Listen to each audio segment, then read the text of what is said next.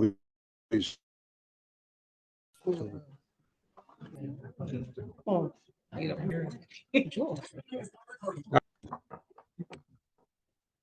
All right, we're almost 1 minute in. How's everybody doing tonight? Hello, Democrats. You look wonderful, beautiful. Look at the next person beside you. Oh, you look wonderful, beautiful. Look at the next person beside you. Oh, you look handsome. Oh my gosh. Yes. All right. This is what democracy look like. All right, we're gonna get the meeting started. Call to order as of now. All right. We're going to stand and do the Pledge of Allegiance. Recite the Pledge of Allegiance. I pledge Allegiance to the flag of the United States of America and to the republic for which it stands, one nation, under God, indivisible, with liberty and justice for all. All right, I am Ingrid Nurse, interim president for the Cabarrus County Dems. And we have a forum today. But before that, we're going to do the invocation by Michael Hanson. Oh. All right. He's not here, so I get to do it, I suppose. Okay. I can see Michael in the audience somewhere. Okay. All right, I'll do it. Thank you, Madam President. Thanks, everybody, for being here. Dorsey, hey, just saw Dorsey. What a time for reflection. And I love what Ingrid said about our democracy. This is democracy at work, and you can feel the energy. I'm feeling it all around the state. But we also have to give honor to a higher person, a higher being than we in this room. And that's our God, right? And so in his name, I'd like us all to be praying for just a second for all the people that couldn't be here tonight. Be praying for all of the people in our community, in our state, and in our country who are trying to be on the right side of history and are trying to be part of the solution instead of part of the problem. Do I hear amen? Amen. Amen. Thank you. All right. Awesome. We have a lot of February birthdays. I'm just going to say the first name for time's sake. We have Dolores, Kara, Richard, Melinda, Sandra Ann, George, is that Brenda? Bradna? Okay. Dorsey, Bob, Bill O'Reilly, Gail, and Leonard Jarvis. Let's quickly say happy birthday to them. We can say a quick happy birthday song. Happy birthday to you. Happy birthday to you. Happy birthday. All righty. All right, we have a presentation of the 2023 NCSD State Senior of the Year Award to none other than Ingrid Nurse.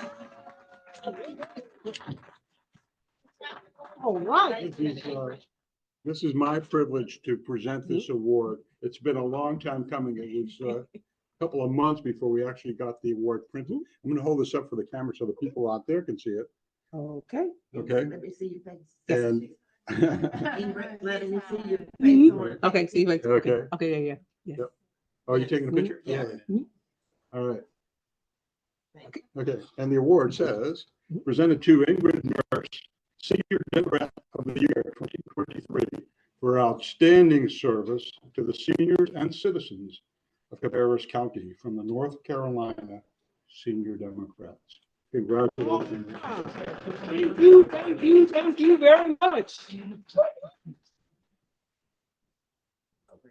Hold on, Ingrid. Yes. Oh, okay. Yeah. We'll get a signature smile with everything. You'll see that in most of my pictures. Thank you so very much. It's an honor and privilege. All right, program presentation. Conversations in the local community activists. Today we want to know about what goes on in the Black community, why some of us vote, why some of us don't vote. So with that, we'll have everybody to introduce themselves and then talk about what it is being Black and voting and how do you encourage others to vote. All right, we'll start with Miss Jasmine. Hello, everybody. Oh, I have to Come on up. Yeah. This way on camera. Wires. Hello to our Zoom viewers. There we go. So my name is Sexton-Lewter. I kind of been born and raised in Cabarrus County. And I am the regional organizer for Down Home, North Carolina, which is a community group, nonprofit organization based in Cabarrus County that looks to uplift and organize and build multiracial working class power in rural communities. And so the other question was, what's it like being Black and voting? I'll say that I grew up in a household with parents who always emphasize the importance of reading, the importance of being educated, and the importance of knowing your rights.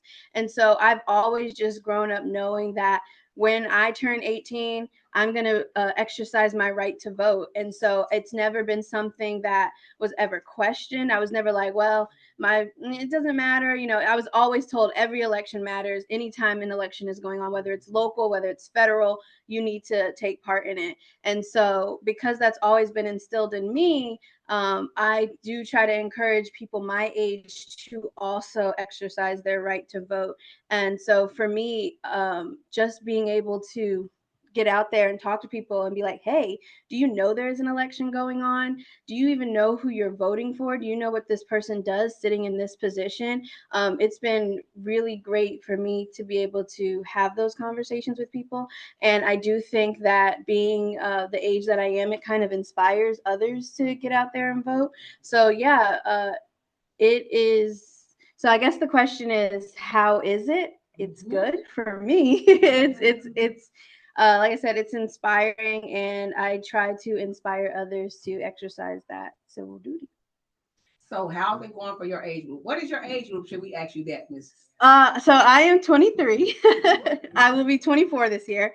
And so I actually, in my age group, I don't see a lot of people who struggle to get out there and vote. I think a lot of people, especially with all of the things that have transpired over the last couple of years, like Roe v. Wade and, rights like that, I think that has actually fueled a little bit of a fire in my age group to get out there and vote. And so I've seen that, if anything, my age group is more empowered to vote in these last coming years with these last elections that we've had, because they realize that it is in our hands. And so, especially last year, people my age, I saw they were kind of organizing like, we're going to walk to the polls together, or we're going to go to the polls together, and we're going to make it a whole thing and make it fun. And so I've seen that a lot in my age group, that people they emphasize the importance of it, but they also try to make it a fun thing at the same time, which kind of encourages people to do it. It's like, okay, well, we're going to go vote, but we can also have fun while we're doing it. So I've seen that a lot. Sounds awesome. Thank you so much. Thank you. Well, let's go ahead. Mrs. Jane, be next. Okay. Hello, everybody. Hi, my name is Jane Williams, and Ingrid wanted me to tell you a story how it was, since it's Black History Month, how it was for me growing up as a biracial child. Well, at first, I was born in Paterson, New Jersey, number one. I moved to my mother's hometown 24 years ago. Well, at first, I didn't think I was any different than anybody else. I was a little girl playing until I got into the second grade. In second grade, I was so excited. I remember, because the first day I'm going in and I jump in the front of the seats, and I was going to sit in the front. So my teacher came in, beautiful, tall Black woman. I thought, oh, we're going to be good. I'm going to like her. So the class is full of all kinds of children, mixed children, all kinds of races, just the way it should be. Well, I noticed, because back in my days, we were taught to be silent, be seen and not heard. So what we did was we learned by watching, observing. We learned by listening. So I noticed around me that the other children were disappearing and the class was getting with more Black children. So I noticed like, didn't pay much attention. So one day I walked into the classroom and I noticed I'm the only light colored child in there. Next thing I know, the teacher's telling me, gather my things together, I'm being transferred. I'm like, no, I'm not, Miss Jones. I'm not doing that. She said, well, do you want me to call the principal? I said, yes, ma'am, please do that. Because even though I know I was feeling bad, I still had to be polite. We were taught respect your elders. So I did. Principal came in, asked me to gather my things. I said, no, sir, I won't do that. And he was like, why? Okay. And my teacher's a racist. I yelled it out loud. And she was like, oh, I'd never. Well, I told the principal, just look around you. So he looked around and he had me have my seat. So he called her outside. Next thing she comes in. Now, remember, I forgot to tell you in the beginning when she came in, she put the certain people she wanted in the back, the light color and different children, all the Black children sat in the front. So I was ended up in the back. So anyway, when she came back in, she called me outside and she wanted to speak to me. Now, she's a tall, beautiful woman and she's looking down at me and she says, just who the hell do you think you are to call me a racist? She says, just look at you, your color, your stringy hair. You don't belong here. You're right. I did not want you in my class. So I look up at her and I said, you know what, Mrs. Jones, you've got a problem and that's with yourself. And I said, this is my class and I do belong here. So I walked into the classroom. I went back to my seat. Well, one of the little boys had grabbed the seat, thought, you were out of here. So he said, sit in the front. So I was good with that. I sat in the front, just where I wanted to be. I knew it was Black History Month because auditorium came. And I knew I was going to get a part. So I figured, well, no big deal. Auditorium started at 10 o'clock. 9:30, she's handed me a piece of paper, telling me I need to learn this and I can't use the paper. So what she didn't know, I had learned every part of every person in that classroom. I stood up there in that audience. I felt a little sad because I didn't have anybody there with me. But I stood there proud and spoke. Dr. Martin Luther King Jr. was the first member, and I went on and on. And then when everyone clapped, I felt proud. And what she doesn't realize, she gave me a voice. Now, later on, the Black children didn't play with me. White children didn't play with me. So the Spanish children picked me up. That's why a lot of people think I'm Hispanic. And so I became friends. I found my place. Later on, I grew up. Figured I had a child early, been emancipated, had to go to work. So I'm a 15-year-old with a newborn baby working at the $7 job at a receptionist. That was good for me. So I knew I had to find some place safe for my children or my child and myself, because growing up, we didn't always feel safe in our neighborhood. I was scared, didn't want that for my family. So I called, I'm going to move in the nice sections in the white neighborhood so my family have a nice place. So I call up and I talk nice on the phone. I get there, it's rented. And I'm like, ma'am, I just rented. So I'm like, what's going on? So my little Spanish friends tell me, you don't know, do you? And I was like, no, what?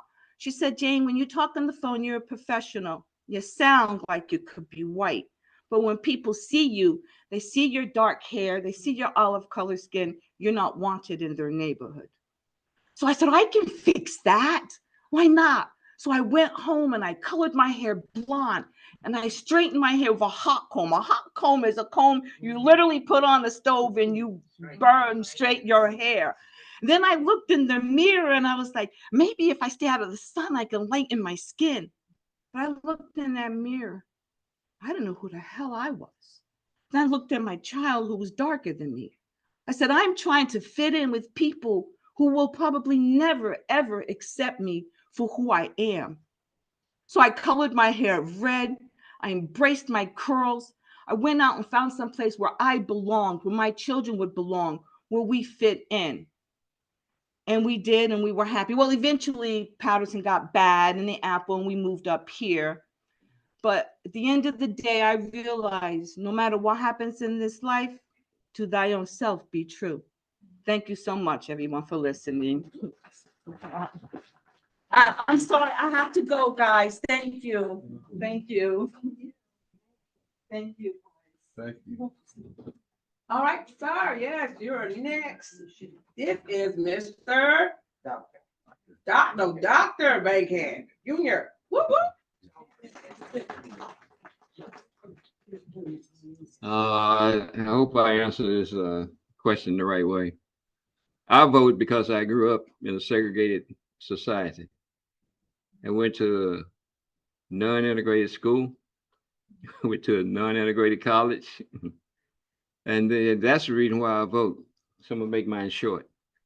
When things go wrong, and they sometimes will, when the road you're trudging seems all uphill, rest if you must, but don't you quit.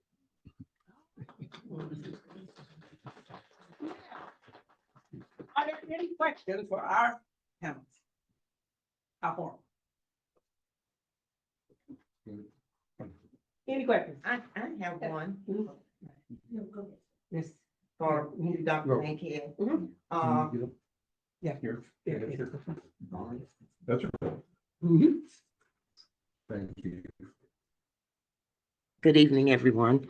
And Dr. Bankhead, just because you live in Little Texas community, which is predominantly or was predominantly African American, will you tell us a little bit about the school system there, since I know you taught school, and the problems that you might have encountered with people and with your neighbors as they voted or decided not to vote? Because, you know, we've been known, some of us, not to want to vote.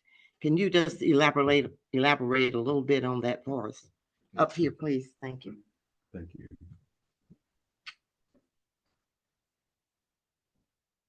The neighborhood I grew up in, there was never a discussion about voting, period.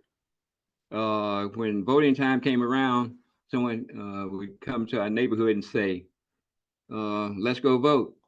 The problem was all people didn't have cars, and that's the reason why they didn't vote. Another reason was that some people had parents to take care of, and they couldn't go.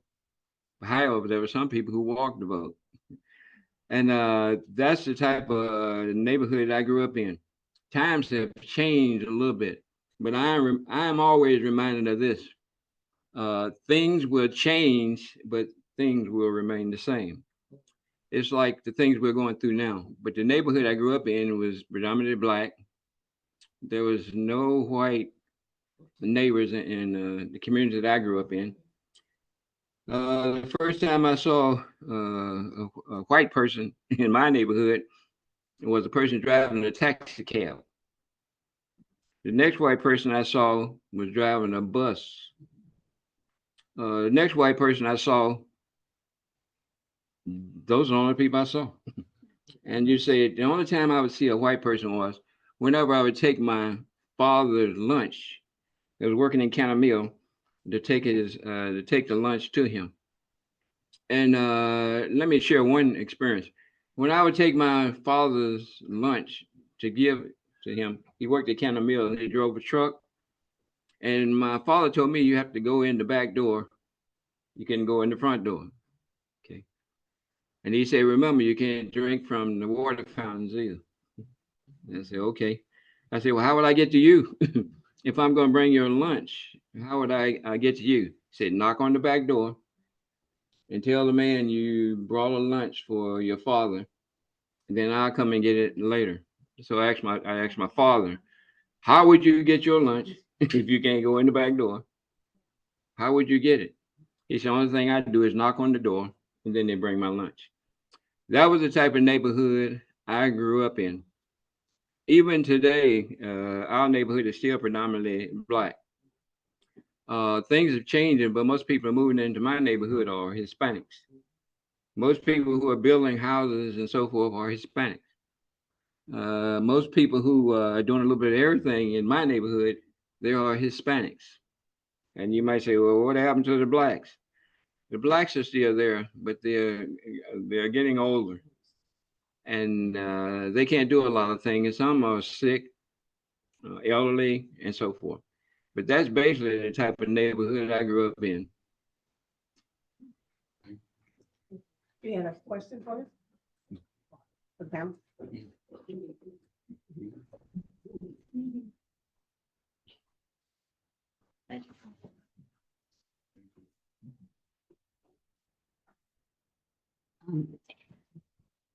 Can you hear me? Is there a speaker? Oh, speaker on, okay. My name's Joe, and thank you for being here. And I'm a precinct chair getting ready to organize a precinct and motivate to get people out and working. And my question is, as a short, white, overweight grandma, how do I get out there and speak to my diverse community in Concord and get out the vote for everybody, but specifically the Black community? I mean, I think overreaching, I mean, you get out the vote when you know people are listening to you and they're going to do things for you and respect you as a person. So overall, I know that's very important. So how we pick our representatives to represent us, but just a practical way just to educate myself. Are there physical limitations, like you can't, maybe we need to organize carpools to the polls or things like that? Is that a physical limitation or a philosophical, just how to convey what's important, what gets the Black vote people out to vote? So, and I can just be more educated, I guess. And I'm showing my ignorance right now. Yeah. Thank you.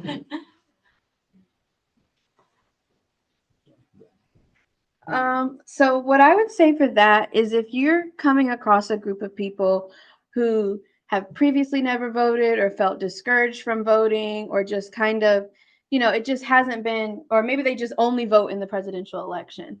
I would say the best way to encourage those people to vote is, like I said, how people my age, they kind of make it a whole thing, like, oh, we're gonna go vote together and then go out to eat together. I think a lot of people, and like as a human experience, we can all be very lonely sometimes. So I think if you nobody wants to do something for the first time alone. So if you get a group of people together who may be voting for the first time, or just don't regularly vote, and so they see that there are other people who are doing it for the first time with them, they'll be encouraged to do it. So if you kind of just make it a group thing or organize, especially during early vote, because early vote starts in October and then it doesn't end until a couple days before election. So you can do multiple, you can organize multiple days where you can just get a group of people together and go cast their vote during early vote. And so if you kind of just make it something, it is a big deal, but if you don't you never want to make anyone feel bad about not exercising their right to vote, because like I said, there's things that discourage them from doing it. So if you make it something that's like, hey, well, why don't we just go do this together? Or why don't you just come? I know a group of people who are going to the polls on October 19th at 3. Why don't you just come on over with us and do it a thing? So kind of if you just make it a community event so people can feel that community, I think that's a great way to encourage other people to vote. Be like, hey, you won't be the only one doing it by yourself, or you won't be doing it alone. So that's kind of how I like to organize and do things, and just kind of think about it from the human experience. Nobody ever wants to do something for the first time alone. Excellent. Thank you. Thank you. Are there any more questions? Any more questions? Yes. Yeah, I got it.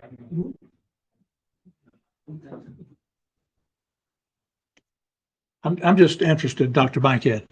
You stated that in your neighborhood, you're seeing a lot of the younger Black community moving out of the neighborhood, because you mentioned, well, we've just got the older individuals still in the neighborhood.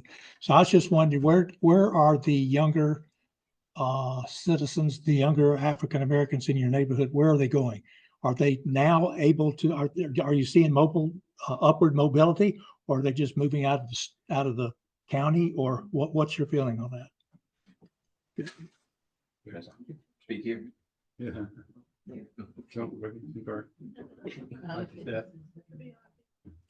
Most of the young people in my neighborhood are in jail, incarcerated. And that's the best answer I can give. There's not any young people that are really moving into the neighborhood, especially Black individuals. As I say, most of the people are Hispanics, but most of them are in jail, incarcerated. So those are issues that we need to be aware of, and we need to work on politicians to make them aware of, and that we get more educated on, so we can push those issues and not get areas neglected. Come on up, Paul. Can I address the precinct issue that you was asking? Yes, you can.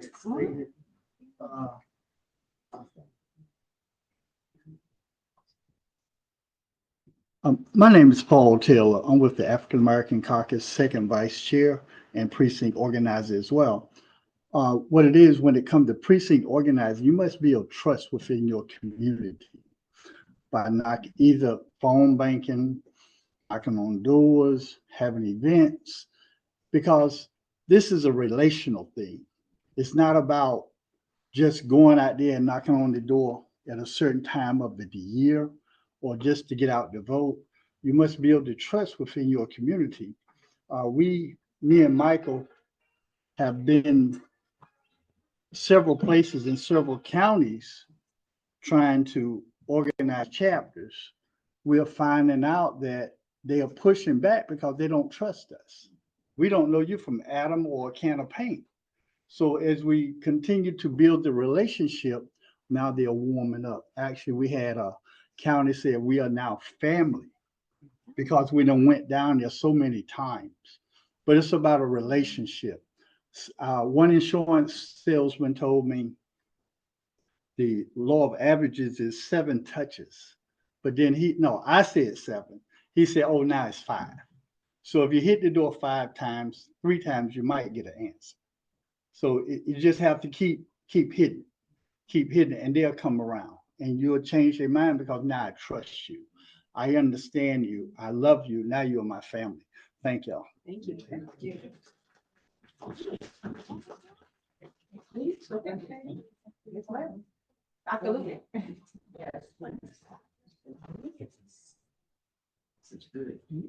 And so I'd like to just partner. I'd like to piggyback off of that and say, in those attempts to reach those communities where the people may not necessarily look like you, you definitely partner, you build relationships. So you're coming all the time. You're not just coming when you want something, but then you also partner with other agencies. You have the Black Political Caucus, you've got Down Home, you've got Advance North Carolina. You have different organizations out there that are knocking doors and talking to people. And at the last Cabarrus Dems meeting, we talked about the barbershop. You know, you need to partner with the barbershop. Have a nice, have a fun day at the barbershop, and let's do early voting, and let's all go from the barbershop and vote. But build community. You can't just come and be, like folks don't want you to come and try to be the great white hope. Folks don't want that, but they want relationship. It is about relationship. And I think the brother gave some great advice. And I'll say just, I encourage you to continue to build relationships and to partner with some of these young people who are doing wonderful things out there. They can be there with you and kind of helping to break that ice, so to speak. So that's it.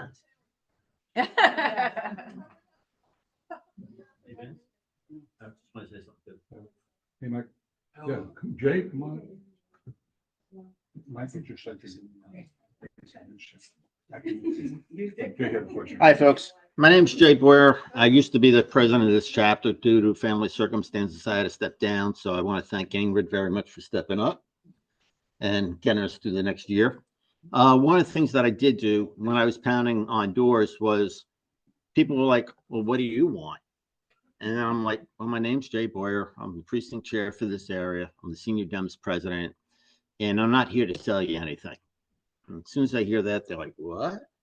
And I'm like, what I want to know before we even talk about anything that I want to talk about, what's the main concern to you as far as the government and how can we help you? And then you wouldn't be surprised how much this person will not stop talking to you. And you get them to open up. So next time you walk in, and I've got a black lab. From the neck up, she's a black lab, got the brains to go with it, thank God. From the neck down, she's 52 pounds of bulldog power. And they always see me walking around the neighborhood. So they know I'm around because I'm out with her 3 times a day. And, you know, people will say, hey, I know you. Where do I know you from? And then I'll remind them. They're like, oh, okay. And there's been a couple of times where they said, hey, I'm stuck. What do I do with this? Or who can I call? And I'll say, well, what do you need? And then by being here, I've got contacts like with Vince on the state, Angela, who handles our Facebook page, and a number of other people that I've met over the years, both in the county government and on the state level. I get the information, I get their phone number, whatever, and I pass it on. And that's how you make make contacts with people that you've never seen before. People love it when you say, hey, what can I do for you? Not, hey, can you vote for this person? And then you're sitting there listing off 5 reasons why they should. And they're like, oh, okay, thank you. They shut the door. And that last thing that I remember is you trying to get something from them. Right? So that's where I'm coming from. And thank you, folks. And remember to vote and take a friend. Oh. Wow, what a packed agenda. You know, seems that we used to have several hours and then we think, how do we get this all done? But we're getting it done. And I want to take time now to introduce a good friend, a colleague who just got here a few minutes ago after traveling several hours from Cumberland County. Michael Haywood, and Michael is the first vice chair of the African American Caucus. I had the pleasure of getting to know Michael when I was running for office at the state level. Thank you, Michael, for encouraging me to do that. And Paul, thanks a lot. What you got me into here, I appreciate it a lot. Appreciate it. But you know, when we look around the room, this mirrors our population. About 40% of the voters in our county are Black, African American voters. I can remember a time when we first took over the county, where we'd have our meeting in a restaurant, and it was on the same night as the NAACP had their meeting. And I said, that doesn't make a lot of sense.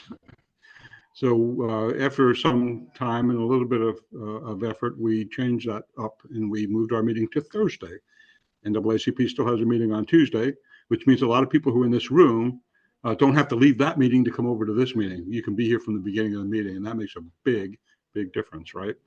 I want to thank Michael for coming quite some distance today. And Michael, if you could come up here, and as you're coming up, I would just make a brief statement.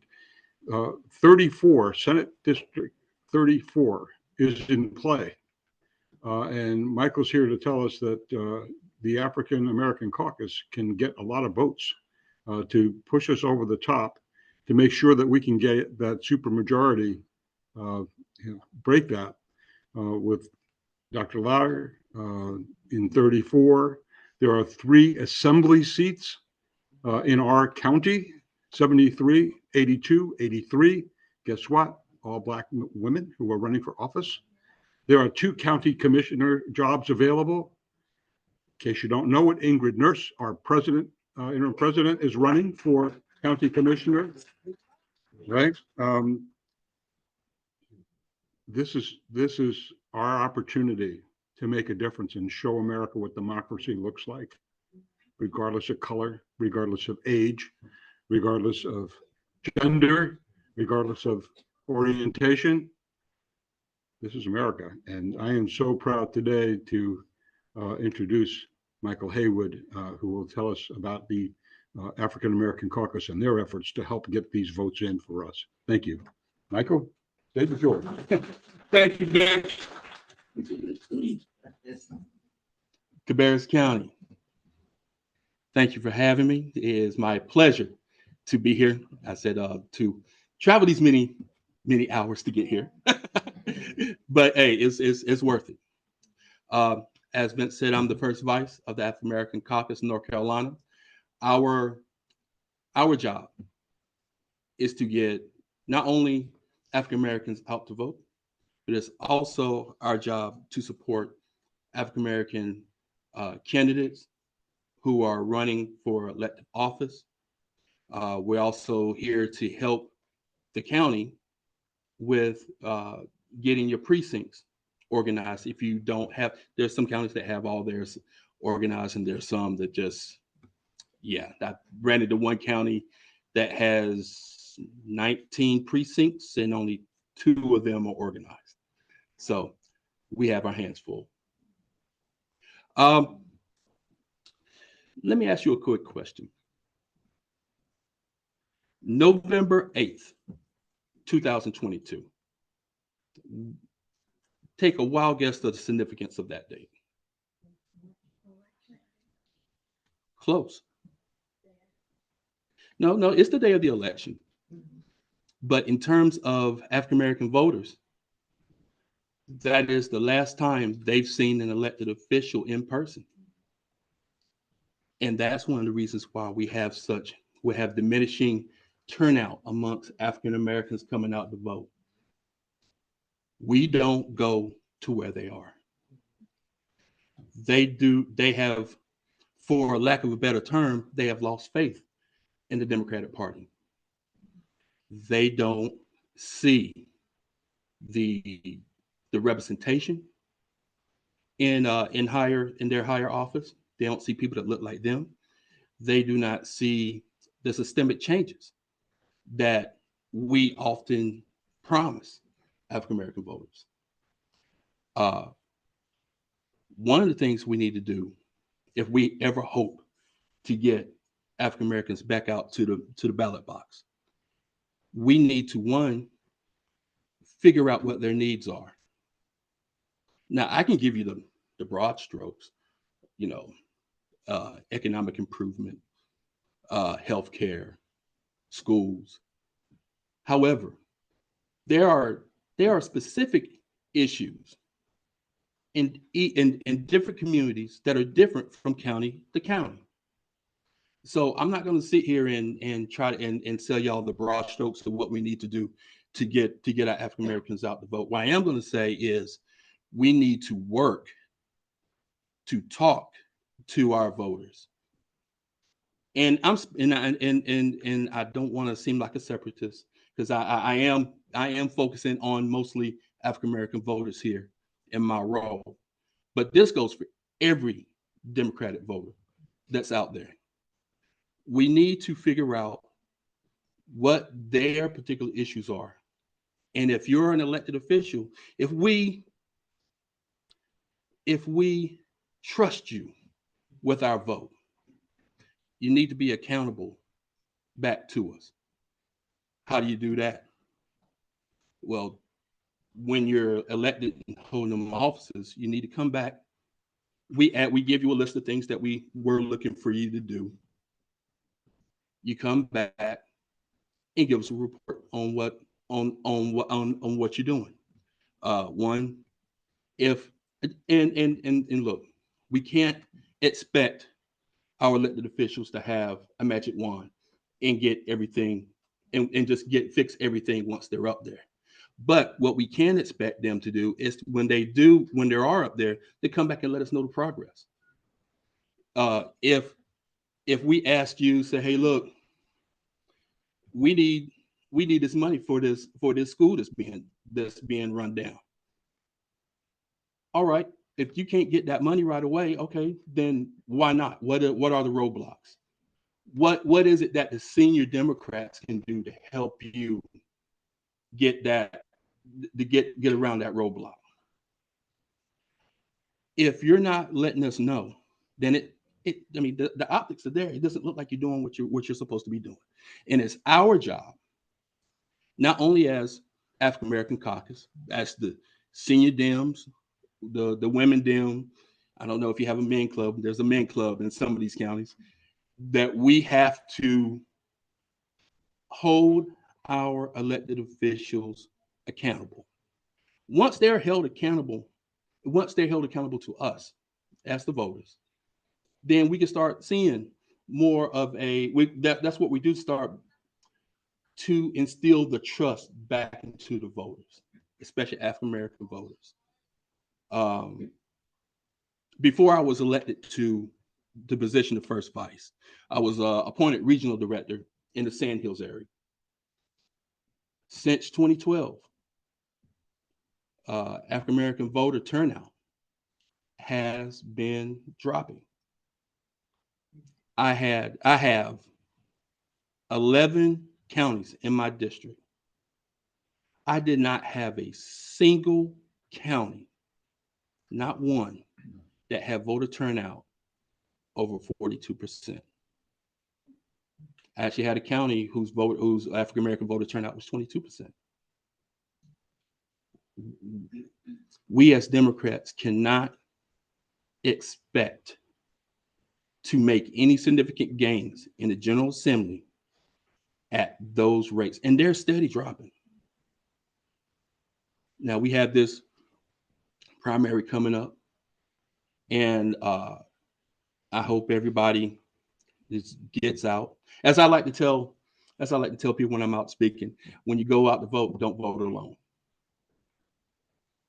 Bring your mamas, bring your daddies, bring grandma if she's able. Get your kids, or if your grandkids are old enough to vote, get them out. My niece, I helped raise her, and in 22 was her first time she voted.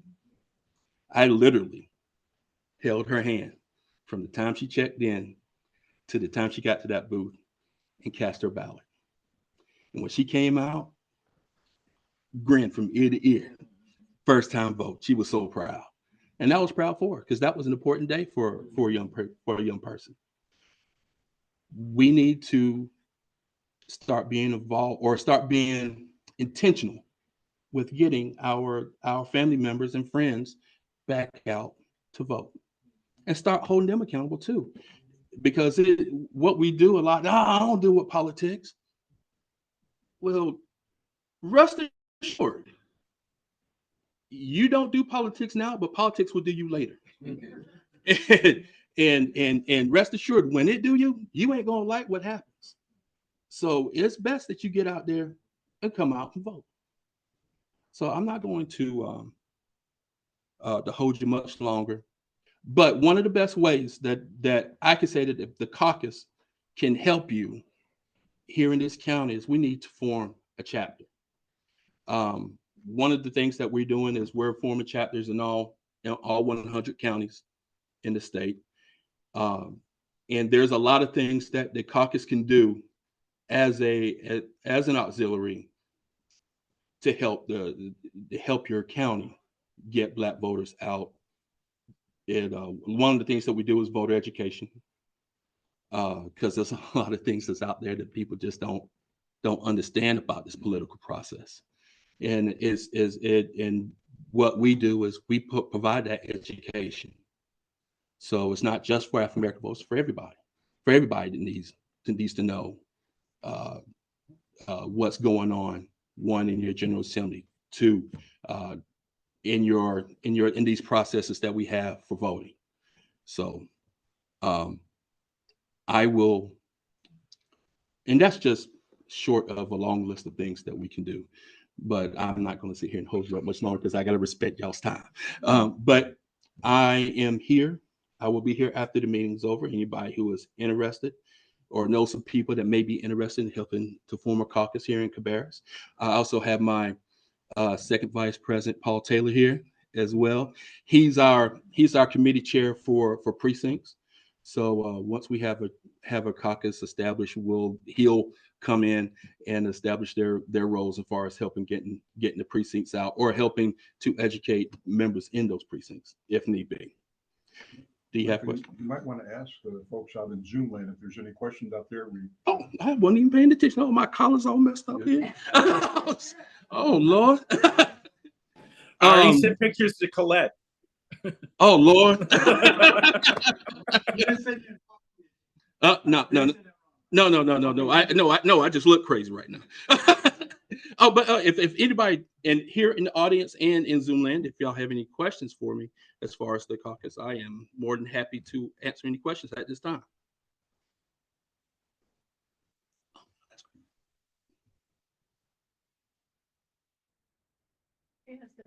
Thank you for coming. That's one. Number two, my question is a general question. I don't know how to answer it though, is, and I can't wrap my head around this.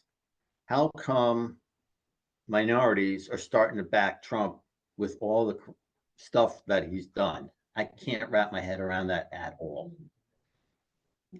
All right, so That's a hard answer. But yes, it's a difficult question, but it goes back to trust again. I mean, at the same time, I would say, why trust us? We haven't been coming through with some of the a lot of the promises that we've been claiming to do for Black voters.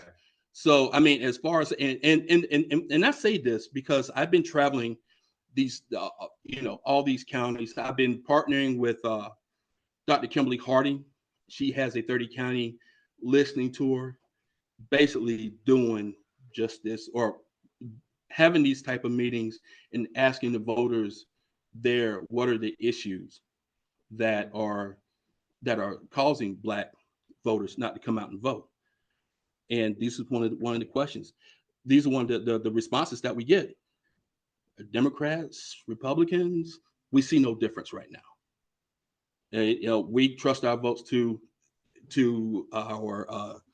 these candidates. They go to either DC or to Raleigh, and they do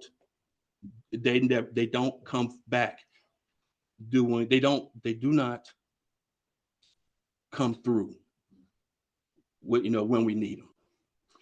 Two, we trust I'll get to you. Say I haven't missed it. There was another thing where we trust our votes to candidates. They go off to Raleigh, and then I don't see them again until it's time to vote again. They come to our churches. They come sitting up on our barbershops. They come and talk, and they promise us the world. And we're like, okay, all right, I'll vote for you. And then they go off to Raleigh and DC, and what they do. And like I was saying before about being accountable, they're not accountable. They don't come back. They don't talk to us. They just, they just sit in their office, do whatever, and then come back and say, well, I did this. Oh, really? I haven't heard nothing about it. So that's why you have a lot of people that, you have, and let's be honest here, as much as I hate to admit it, Trump is charismatic as I don't know what. He's as horrible and nasty as a person as you ever want to see in your life. But he's a good talker, and he convinces people what he's selling. Or he as one person, I've once heard a person say he's the world's greatest car salesman. So, all right, man. What's your question? And I'll check you back on Zoom land too in a second. Mm-hmm. Especially the state and general assembly level, and we get a few on there, but we haven't gotten a majority yet. How can they get done what we've asked them to do until we get enough of them in there so that they're in the majority? Okay, so here's the thing. Those of us in this room understands that. Those of us in this room, we understand it. We know that, because of our minority status, there's very little that we can get done in General Assembly. However, your average voter out there don't know that. They don't understand that.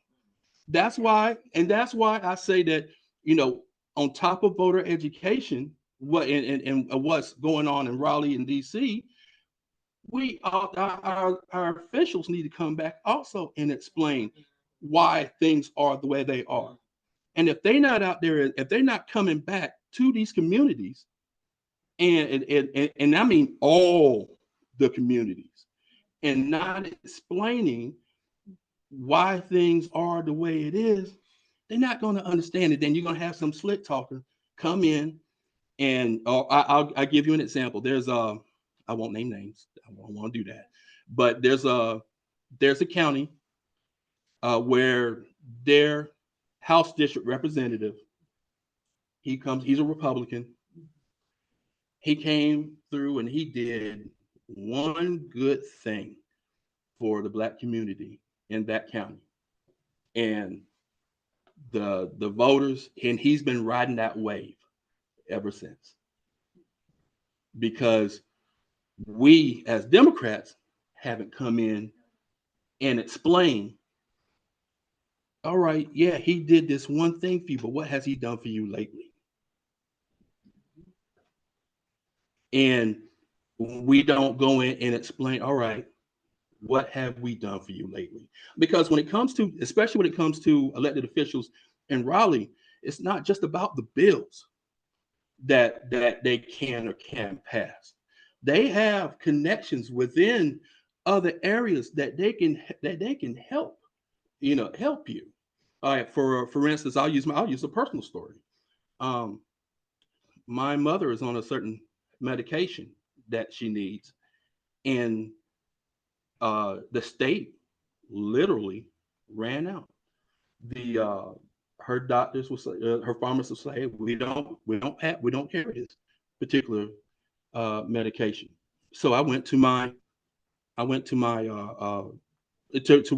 representative, explained my situation, explained my mother's situation, and my rep went to work. Actually called representatives from the company that made that drug, called them in, explained how, and had them explain why don't they have that drug. Now, right, and see, and that's the thing. It said there's a lot more that they can do that they don't do because we don't hold them accountable. Right. Well, and that's where the education comes in. All right. Because you can't ask what you don't know to ask.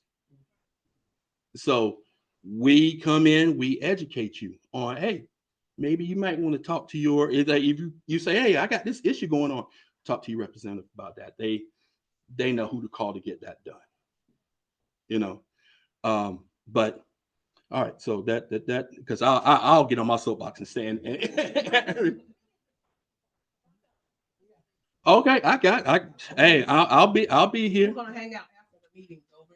Got about minutes here. Okay, all right. I don't want to take everybody's time, but let me ask you. Thank you. Is there any more questions from Zoom? Is there any questions from Zoom land? You can wait till after. Yes.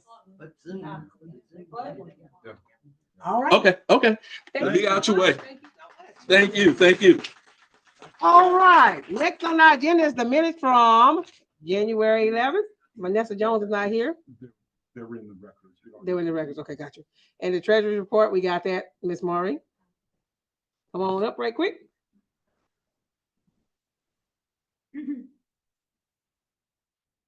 Hi, I'm Maureen Beza, and this is the report from the month of January. As of January 1st, we had $1,063.90 in our checking account. Our expenses were $27.90, and our income was $135. So as of the end of January, our checking account has $1,171, and we have $100 cash. So. All right, I'm next on the agenda with membership. Membership right now, we have a total of 27 paid members. We need everybody on deck. That means we want 100 members by really March, if you can possibly do that. That's why I handed everybody some membership forms. Each one reached 5 or each one reached 4 because it's 2024. And then with that, we should have some members in here, right? And we're actually sending them out to other members also. I'm going to try to see if Alma Adams got some calendars, because last time what I did was give calendars and I got money. You know how I do. I go by and do a drive-by. All right. Next program update is from Joe.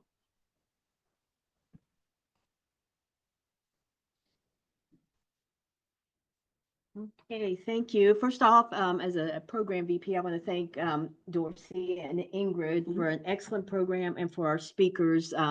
It's very important that we get educated and we figure out how to work together to make this, as Vince said, a more perfect democratic place to live. So thank you all very much for a wonderful program, and we'll stay in touch and see how we can work together. And we continue to meet your program committee. And next month, we are working on getting our state chair here to speak, Anderson Clayton. So we'll keep you updated on that. And that's all I have. Thank you. Andy, for communications. Never really anything to report specifically. I just every day make sure that I communicate what goes on here with every member of our coalition in the Democratic Party, the Young Dems. I do have a question, Ingrid, though. I know that the African American Political Caucus here in Cabarrus County, wasn't Jamin just elected the president, right? Yeah. It's that black political. It's not partisan. Right, but it's not the same group as we're. No. Yeah.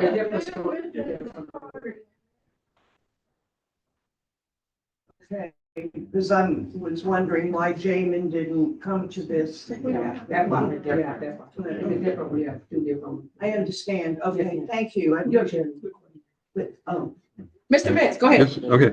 So we're really mindful of the clock here because at 8 o'clock promptly, they're going to come in here, close everything, turn off the lights.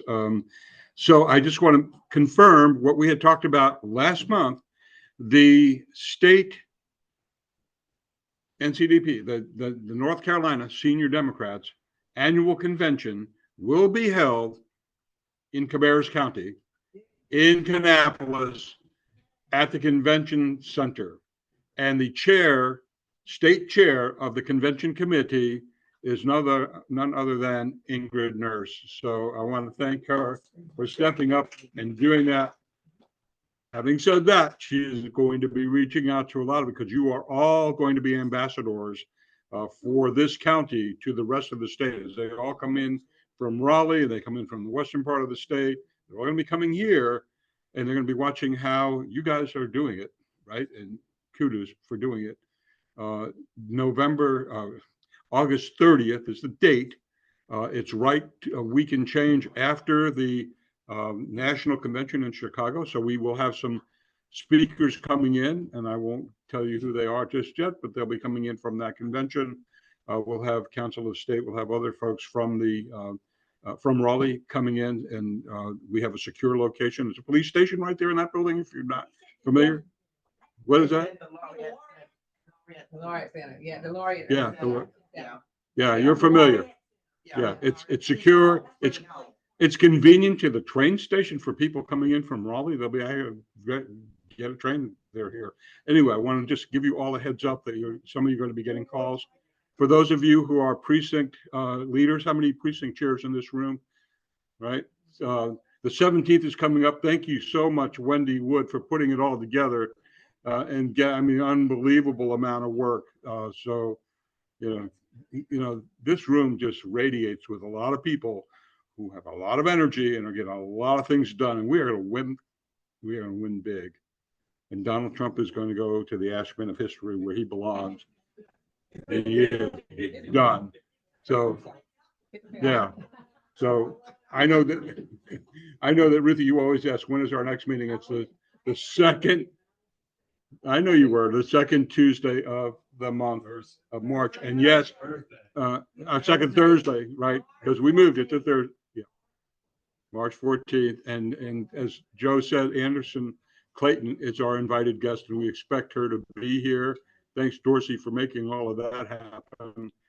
And during the month, wearing a different hat, each month we're going to have a featured candidate in our newsletter. We were doing featured member, but from now until November, it will be a featured candidate. Dr. Lauer was featured this month.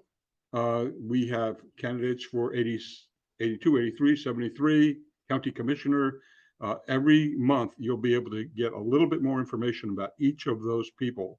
So you know who's representing you and how you can hold them accountable and how they're going to hold us accountable, right? It's a two-way street. This is a democracy. So I want to thank you. Ingrid. I want to hear from Dr. Luther right quick.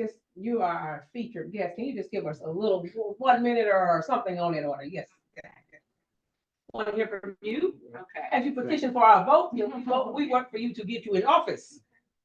Well, I am grateful for the opportunity to be before you all this evening because I want to make sure that you know my name. So I am Dr. Kim Sexton-Lewter, and with your support, I will be the next senator for District 34 here in Cabarrus County. And so I'm counting on your support.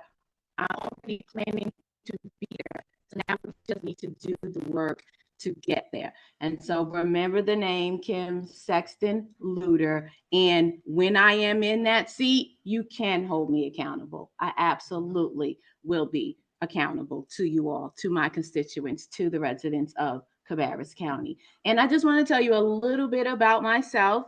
I am a mother, a wife, a teacher, a health educator, a social justice advocate, and I am a community organizer. I was born and raised in Brooklyn, New York, and I matriculated through New York City public schools and earned my first degree through SUNY's Educational Opportunity Program, which allowed people who were economically disadvantaged, I believe that was the language, to go away to college. So that is me. I was a child of divorce, one of 5 children born to my parents, and my siblings and I spent weekends with my dad, who was a man for New York City Housing Authority. We lived full time with my mother, who was a nurse, who worked through nursing school, working as a domestic, cleaning homes, cooking, and working as a seamstress to make some extra money. And so, we very humble beginnings here, but it afforded me very, very valuable lessons that I have brought with me to my adulthood. From my parents, I learned a lot about the value of hard work and how to make the best of the cards that you were dealt. And I learned to absolutely never to settle for anything that was less than what I thought I was. And I also learned to use education. And I had this understanding that a quality education can change one's life for the better. And so that's why I'm very conscientious to use my doctor in my name. But I want folks to know that I come from public housing, that I went through public schools, and I came down here to go to graduate school 28 years ago. And now here I am still here. North Carolina is home. This is my home. I had the experience of bringing my mom to live with me in 2011. And as her caregiver, trying to navigate North Carolina's healthcare system and Medicaid was probably the most toughest education in my life. And so many times it just almost didn't even seem worth it to bring her here, which was like a dream for me to be able to move my mother out of the projects and here to North Carolina with me. But we had to leave so many of the benefits that she had back home. We didn't have those benefits here. She lost the benefit of the Teamsters Union that she was a part of that gave her that she could just go to a HIP center any day, anyway, and get services. We came here and it was nothing, and he's a woman who worked her entire life and did not rely on public assistance for much. And then she came down here in retirement and couldn't get the support that she needed, except through me, her daughter, a first-generation college graduate, and my husband and my children who were young at the time to kind of work for her. So we became that sandwich family, I'm raising my kids and I'm taking care of my parents. So seniors are very important to me. And so something that I definitely want you all to know. And I just learned that I only need to be 50 to be a part of the Cabarrus Senior Dem. So guess who's a senior? I am. So Miss Ingrid, you don't have to worry. You got your membership here. I didn't know that. Sitting here thinking I got some time, but no. So folks, remember my name. This is me, Kim Sexton-Lewter. Remember me. I know I have your support. I think I have your support. I'm confident that I do, but I want to work with you. And I absolutely need some money because you know my opponent has it all. He's got that Duke Power money. And so me, I'm a state employee. My salary has been public record. Y'all could go look it up. I don't make a lot of money. So I say I would love your support. Anything that you can give to help the campaign to see me in that Senate seat, District 34, would be much appreciated. I think there are some cards around with my QR code in there, but we'll send it. We'll get the information out, but know that we need your support. And if you don't have money to give, I absolutely need you knocking doors, phone banking, and saying my name every opportunity you get. Kim Sexton-Lewter, Senate District 34. Thank you all. All right. If all hearts and minds are in agreement, as we do in churches, if everybody's in agreement, are you ready to close? Thank you. Awesome meeting. Whoop, whoop. We are fine. This is it. Thank you. Thank you. Yep. Thank you. Thanks, everyone out there in Zoom land. Enjoy the evening. It was a great meeting. Have a good night.